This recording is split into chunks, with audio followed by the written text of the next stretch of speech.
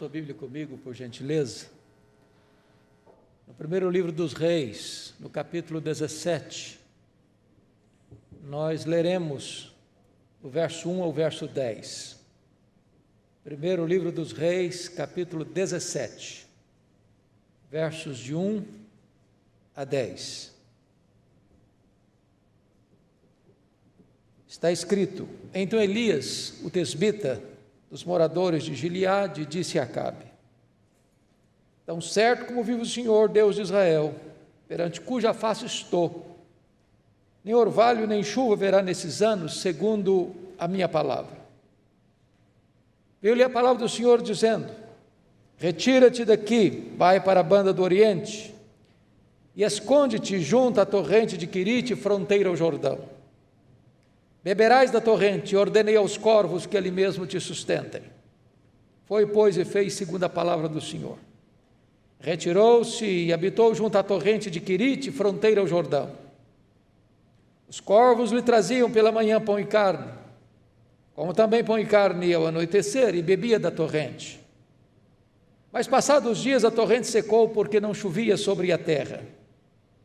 Então lhe veio a palavra do Senhor dizendo: Dispõe-te e vai a Sarepta, que pertence a Sidom, e demora-te ali, onde ordenei a uma mulher viúva que te dê comida.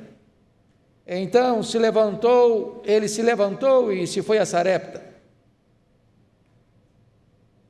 Chegando à porta da cidade, estava ali uma mulher viúva apanhando lenha. Ele a chamou e lhe disse: Traze-me, peço-te, uma vasilha de água para eu beber.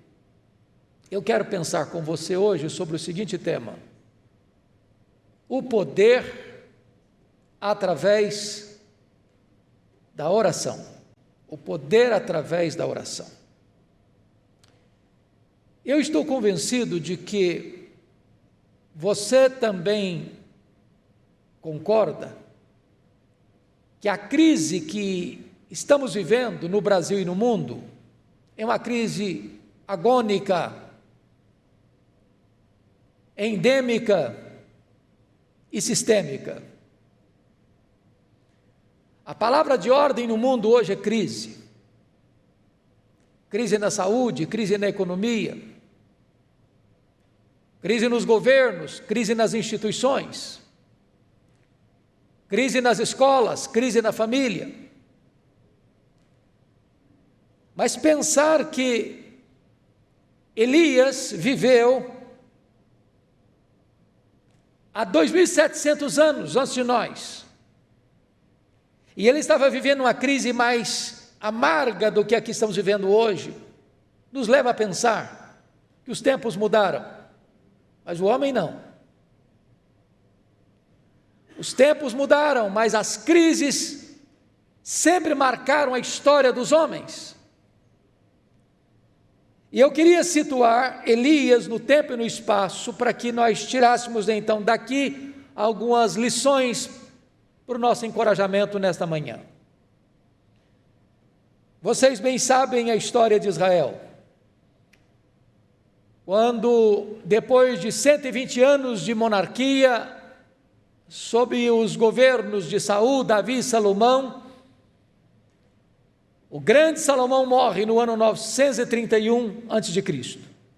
Com a morte dele, 10 das 12 tribos de Israel romperam com a dinastia davídica.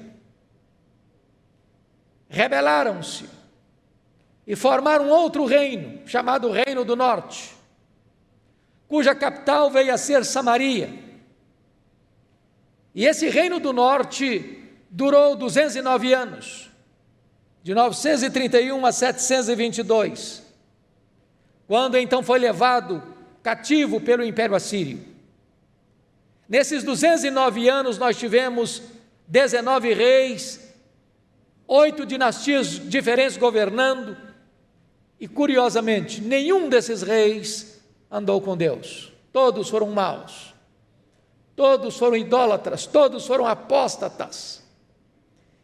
E eu queria então, rapidamente, levar você até a entrada de Elias no palco da história. Porque o rei que se rebela ou o homem que se rebela, chamado Jeroboão I, reinou nesse reino do norte 22 anos e fez o que era mal perante o Senhor. Quando ele morreu, seu filho Nadab assume o governo e reina 2 anos e é assassinado por Baasa. Mas quem mata o rei não vai para a cadeia, assume o trono.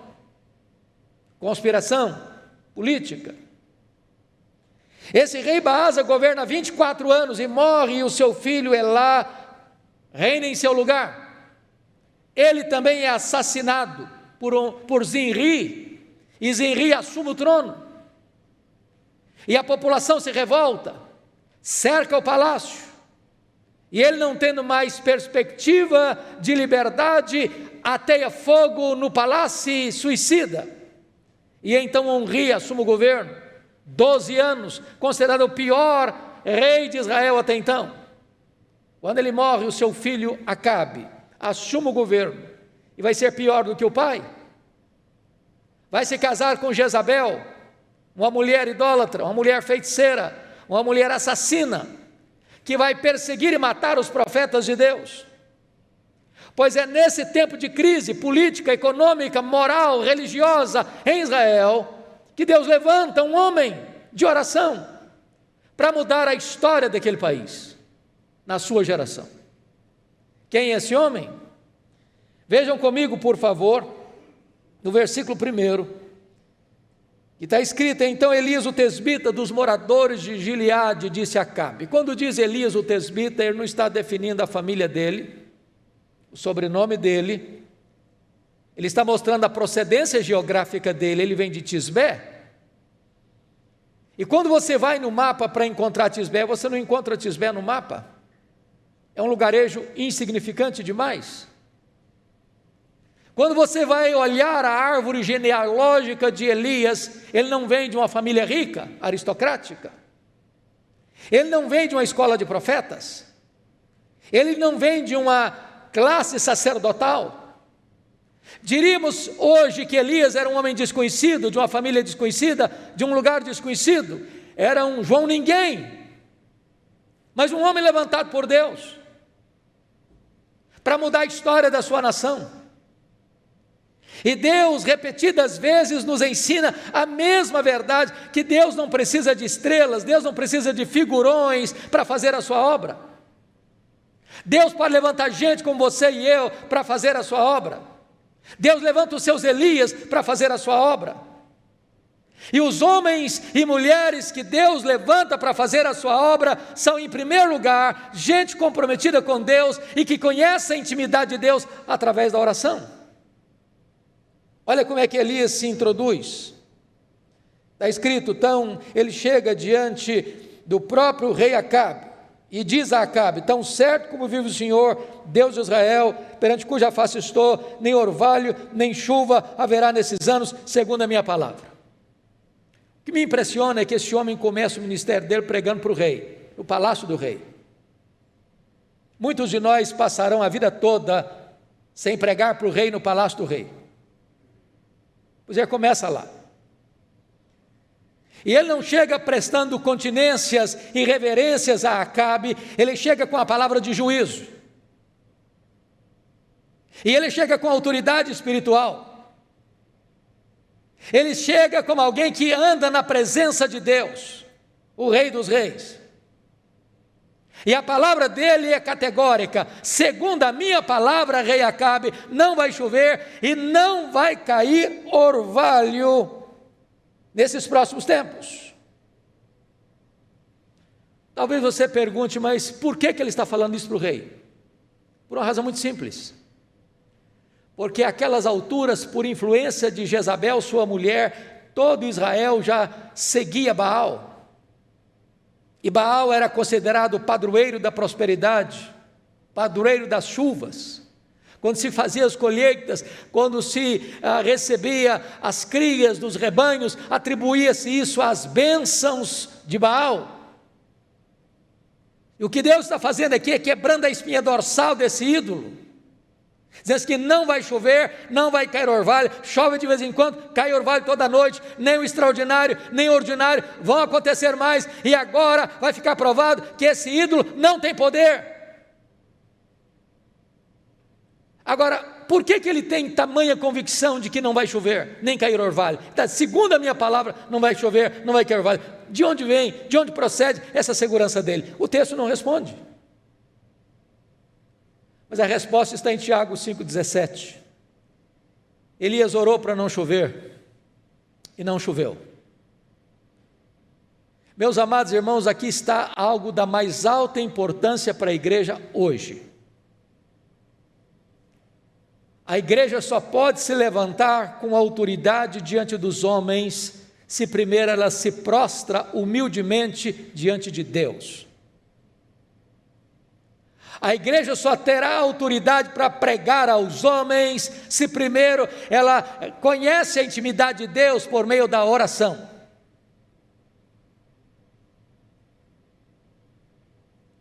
Elias só pregou ao rei porque antes ele orou ao Rei dos Reis. Talvez hoje um dos grandes problemas da igreja evangélica brasileira é que nós divorciamos pregação de oração.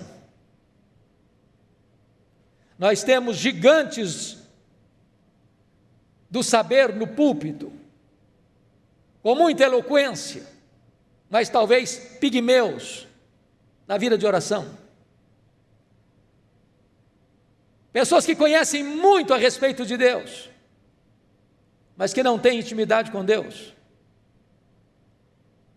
E se você quiser, irmão, ser alguém relevante no seu tempo, na sua época, para o enfrentamento das crises, é necessário que primeiro você conheça a intimidade de Deus, para depois você ter autoridade para falar em nome de Deus. É por isso que esta igreja está tão comprometida com a sua agenda de oração. Porque se Deus tem nos dado vitória e há de nos dar maiores ainda, é necessário que não apenas a liderança da igreja, mas cada banco da igreja seja preenchido por gente de oração. Porque quando falta oração nos bancos, falta poder nos púlpitos. Quando falta oração na igreja, a nação perece. Nada, irmãos, tem mais influência na história dos homens do que a oração. Eu não estou afirmando que a oração tem poder. Eu estou afirmando que o poder vem por meio da oração, porque a oração, o poder não está na oração, o poder está em quem atende a oração, que é o Deus Todo-Poderoso. Quando a igreja ora, os milagres de Deus acontecem. Quando a igreja ora, o braço do onipotente é acionado. Quando a igreja ora, a fraqueza humana é unida à onipotência divina. Quando a igreja ora, o altar da terra se conecta com o trono do céu. Agora notem comigo que no versículo 2 há uma transição que nada menos é do que um anticlímax, porque diz o texto: veio-lhe a palavra do Senhor dizendo: retira-te daqui, vai para a banda do Oriente e esconde-te junto à torrente de Querite, fronteira ao Jordão. Notem vocês que Deus está tirando Elias de cena. Deus está apagando os holofotes e o enviando para um deserto para se esconder. E tudo que um profeta de Deus não quer é se isolar, é caminhar na direção da solidão, em vez de caminhar na direção da multidão. Aliás, você e eu não gostamos do deserto, porque o deserto não nos promove, nos humilha, não nos exalta, nos rebaixa a zero. E aqui está um outro princípio. É o princípio de que primeiro você precisa ser reduzido à sua insignificância para você entender que Deus é tudo. O deserto não é um acidente de percurso na jornada da vida, o deserto é uma agenda de Deus. O deserto é a escola superior do Espírito Santo, onde Deus treina os seus líderes mais importantes. É Deus quem nos matricula na escola do deserto.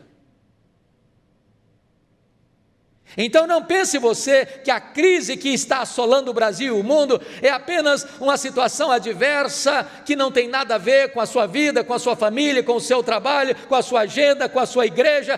Tem sim. Deus nos leva para o deserto para provar-nos, não para nos derrotar, mas para nos aprovar. As crises não vêm para nos destruir, mas para fortalecer as musculaturas da nossa alma. Então, quando Deus nos leva para o deserto, Deus tem duas lições para nos ensinar. A primeira delas é que Deus então vai trabalhar em nós, para depois Deus trabalhar através de nós. Essa lição é importante por uma razão simples. Deus está mais interessado em quem você é do que no que você faz. Trabalho para Deus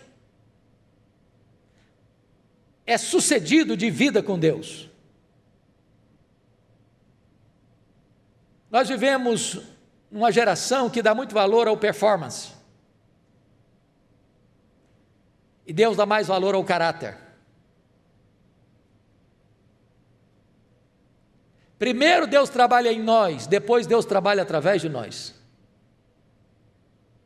Primeiro Deus nos molda, depois Deus nos usa.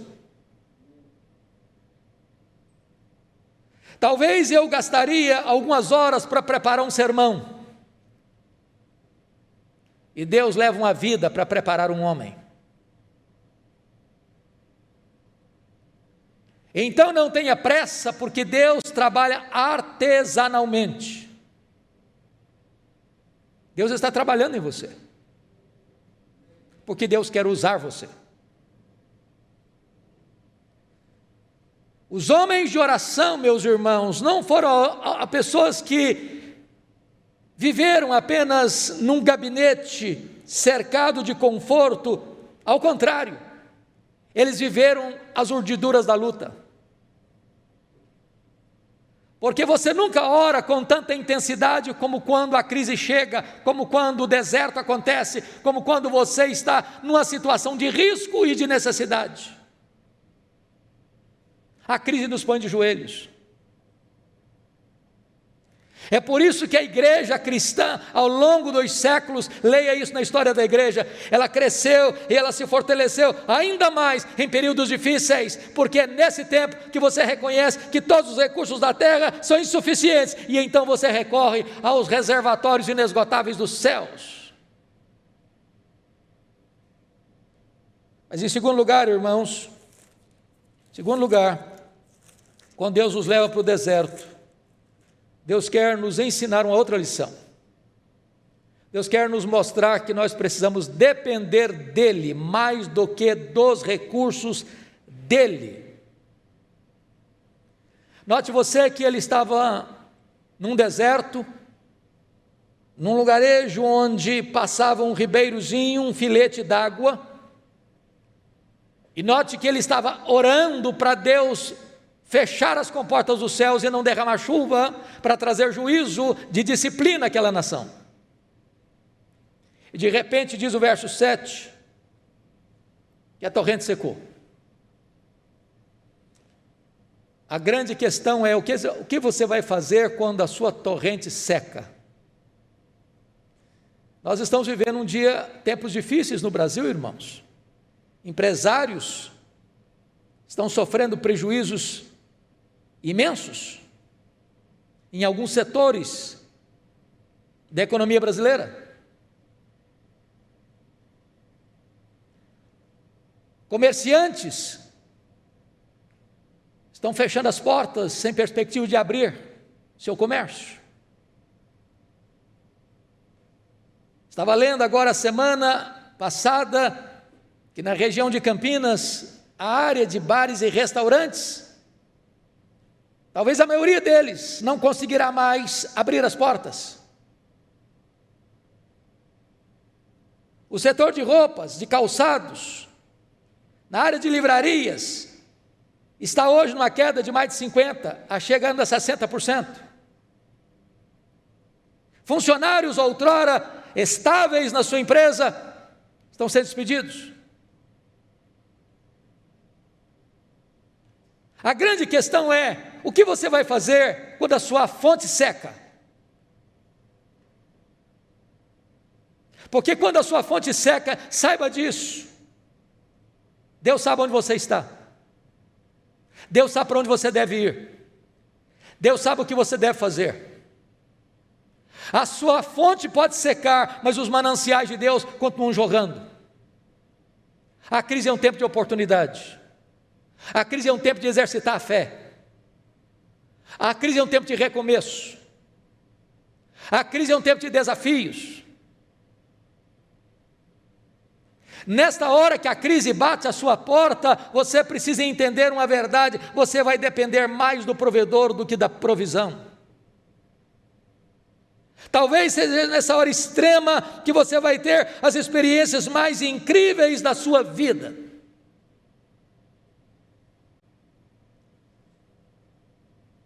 Eu gostaria de partilhar com vocês uma experiência pessoal para ilustrar esse ponto. No ano 2000, eu fui para os Estados Unidos para fazer um curso na área de pregação.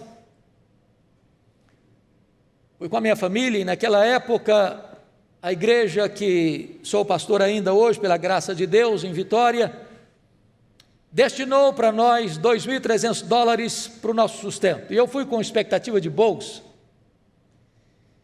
E claro, desse valor total tinha algo a deduzir. Primeiro, que todo pastor é dizimista. Se não é, devia ser. Pressupõe que seja. Se eu recebia 2.300, deixava 230 na tesouraria da igreja. Recebi então 2,70. Nós temos uma pessoa muito querida que faz parte da nossa família, que mora conosco há mais de 30 anos. Uma senhora já idosa, viúva. E eu entendi que não podia desampará-la nesse tempo, continuei pagando o salário dela.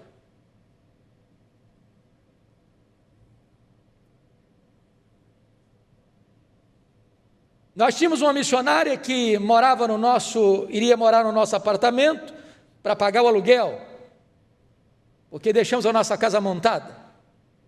E aquela missionária precisou mudar da cidade, eu tive que pagar também o condomínio.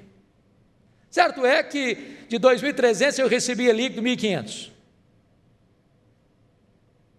Quando eu chego em Jackson, Mississippi, tomo algumas surpresas. Primeiro, não achei bolsa de 1 centavo. Segundo, não tem transporte público, não tinha na época, tive que comprar um carro velho. Terceiro, não tinha escola para os nossos filhos, tive que pagar uma escola para eles. E eu e minha esposa levantávamos 4 horas da manhã para limpar essa escola, para entregá-la limpa para os alunos que chegavam às 6:30 da manhã. Lavávamos todos os banheiros, limpávamos toda a quadra, para ganhar um desconto de $200 na prestação da escola. Tive que pagar a escola de inglês, pagar seminário, pagar aluguel. Quando botamos na ponta do lápis, as nossas despesas nunca ficaram inferiores a 3.000 por mês. Eu tinha uma receita de 1.500. Todas as nossas economias que nós tínhamos, levamos. Em 5 meses a economia acabou. O carro que era velho quebrou. Levei para a oficina para consertar, $1.350, não tinha dinheiro para tirar o carro da oficina. Não tinha dinheiro para pagar aluguel, não tinha dinheiro para fazer compra de comida para casa. Eu chamei minha esposa, meus filhos que eram pequenos, e disse: nós temos 2 opções.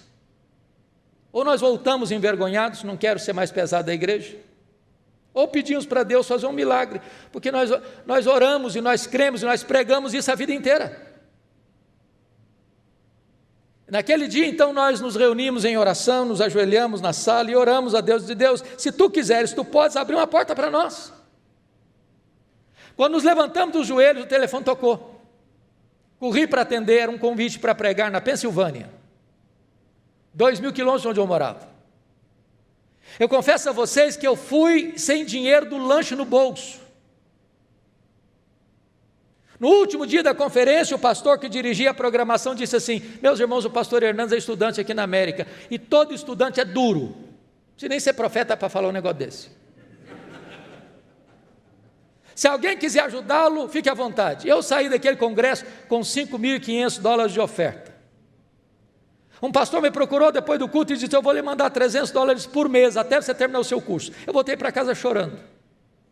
Tirei o carro da oficina, paguei aluguel, fiz compra para casa, ainda sobrou dinheiro. Semana seguinte, um segundo convite para pregar em New Hampshire, 2.500 quilômetros de onde eu morava.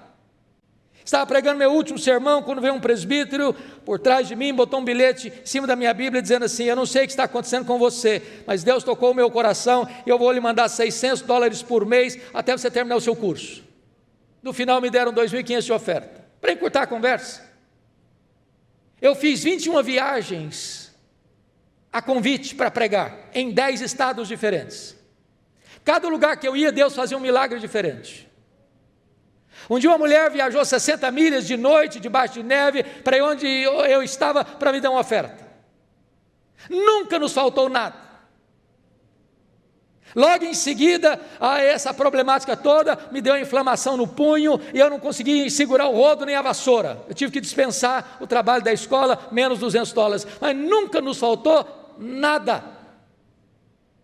No dia que nós viemos embora, eu fui ao banco fechar a conta. Para minha surpresa, exatamente os valores das nossas economias pessoais que nós havíamos levado, estava lá no banco. E Deus nos ensinou uma lição. Quando a sua fonte seca, o meu manancial continua jorrando. Você não tem que depender da provisão, você tem que depender do provedor. Para Deus nos ensinar mais uma lição, o meu vizinho de porta, um colombiano, disse: pastor, eu preciso ficar com o seu carro. Falei: faz a avaliação dele e fica com ele. A hora que fizeram a avaliação, era $2.900. Ele falou: mas eu só tenho 2.000.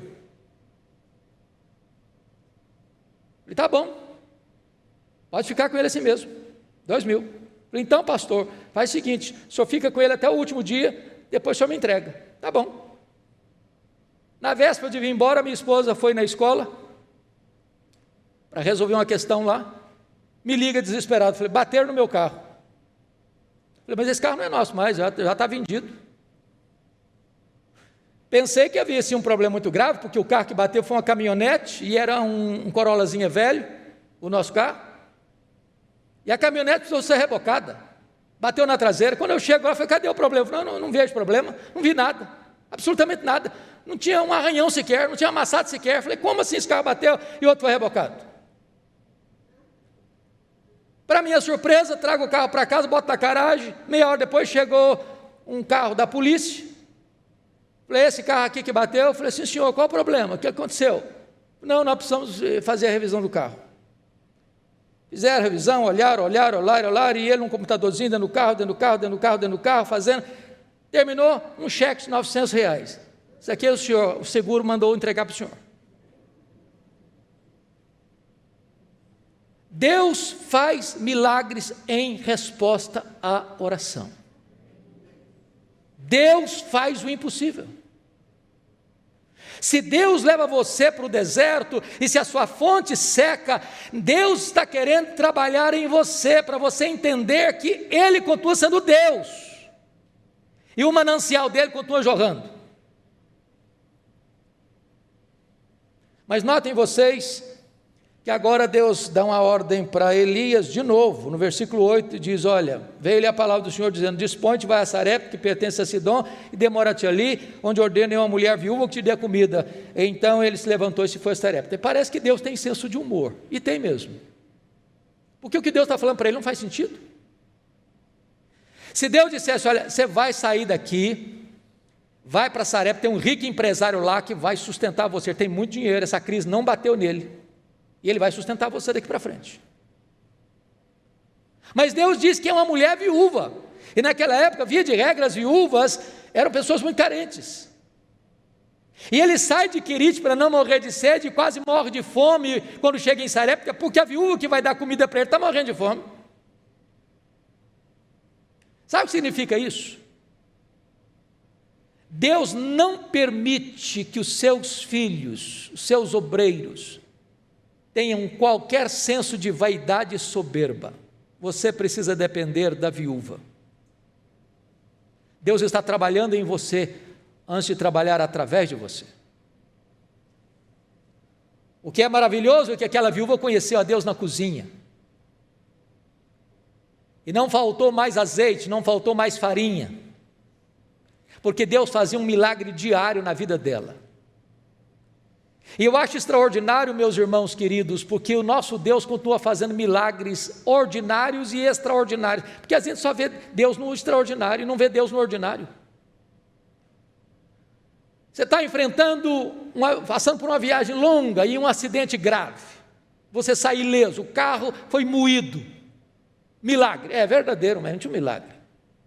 Mas quantas vezes você viu um milagre de sair de casa todo dia e voltar para casa todo dia, seu filho ir para a escola todo dia e voltar para casa todo dia, o ano inteiro, sem um acidente? Você não vê isso milagre, não? O coronavírus está aí espalhado, eu não sei onde ele está, ele é invisível. E você e eu estamos vivos.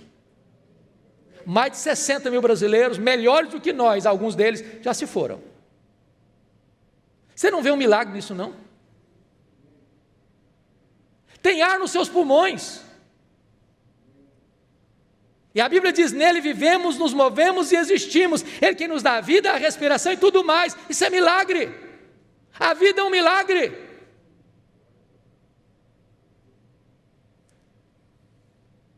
Mas preste atenção. O fato de nós vivermos os milagres de Deus não significa que nós não enfrentemos também as tragédias da vida. Porque o filho único dessa viúva adoeceu e morreu. E ela botou a culpa em Elias. E diz a Escritura que Elias não se defende. Eu acho isso incrível. Porque nós somos muito apressados em nos defendermos. Ele não quis tripudiar sobre aquela mulher que já estava sofrida demais. Mas uma coisa ele fez.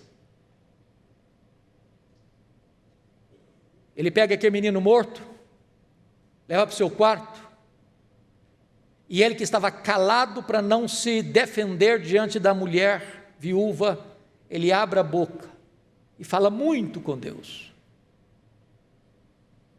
nos ensinando um princípio. Se nós orássemos mais, nós brigaríamos menos.